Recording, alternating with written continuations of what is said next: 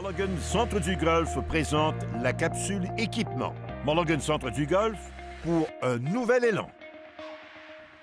Salut tout le monde. Cette semaine, deuxième chronique sur les nouveautés du côté des boîtes de départ, Sylvain. La semaine dernière, on a parlé de TaylorMade, on a parlé de Titleist et Ping.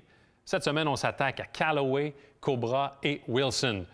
On commence avec le nouveau boîte de départ Epic Flash du côté de Callaway, Sylvain, et on a une nouvelle technologie qui n'est pas visible à l'œil nu, mais qui est très avant-gardiste. Écoute, les ingénieurs de Callaway ont travaillé très fort. Ils se sont servis de l'intelligence artificielle pour concevoir une nouvelle face de bâton.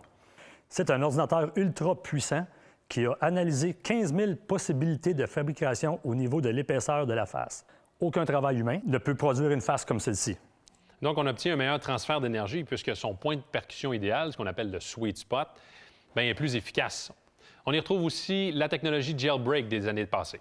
Oui, depuis maintenant 3 ans, on retrouve chez Callaway 2 tiges en titane derrière la face et ça permet de solidifier la structure de la tête pour maximiser le transfert d'énergie à l'impact. Et côté ajustabilité, c'est quoi les options? En plus de l'embout ajustable OptiFit, la version Epic Flash standard a un poids amovible de 16 grammes situé en périphérie. Ça permet de modifier la position de centre de gravité de la tête selon vos préférences. On a aussi la version Sub-Zero qui possède une tête un peu plus compacte, un centre de gravité plus près de la face et le poids amovible pèse 12 grammes. Donc, c'est une version, Sylvain, qui s'adresse aux golfeurs qui génèrent plus de vitesse dans la zone d'impact et qui recherchent une trajectoire plus pénétrante. En effet. Maintenant, du côté de Cobra, les ingénieurs ont toujours eu de la difficulté à combiner 2 éléments, mais cette fois, on a réussi avec le King F9. Écoute, ils ont réussi à optimiser autant l'aérodynamisme et la position du centre de gravité. Mais bien souvent, l'un est fait au détriment de l'autre.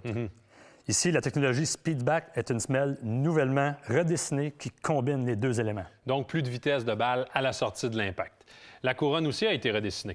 Oui, la couronne en carbone a une aide visuelle différente, mais est plus volumineuse qu'avant. Elle s'élargit vers la semelle, ce qui permet de sauver du poids et de le répartir en périphérie.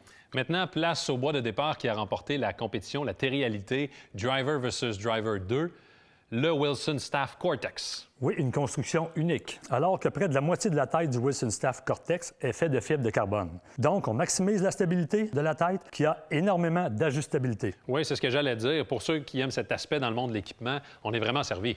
En effet, en plus de l'embout ajustable de la tige, on retrouve 2 poids amovibles aux extrémités de la semelle, en plus d'un 3e situé à l'intérieur d'un rail central, qui permet de multiplier les options. Comme on peut voir, Sylvain, ce n'est pas les options qui manquent et on n'a même pas abordé le sujet de la tige, l'ajustement de la tige. Écoute, pendant une session d'ajustement de bâton, là, on trouve vraiment la bonne tige pour le client, l'angle d'ouverture, le meilleur mix des deux et on compare avec ses propres bâtons. Merci, Sylvain. La semaine prochaine, les bois d'allée.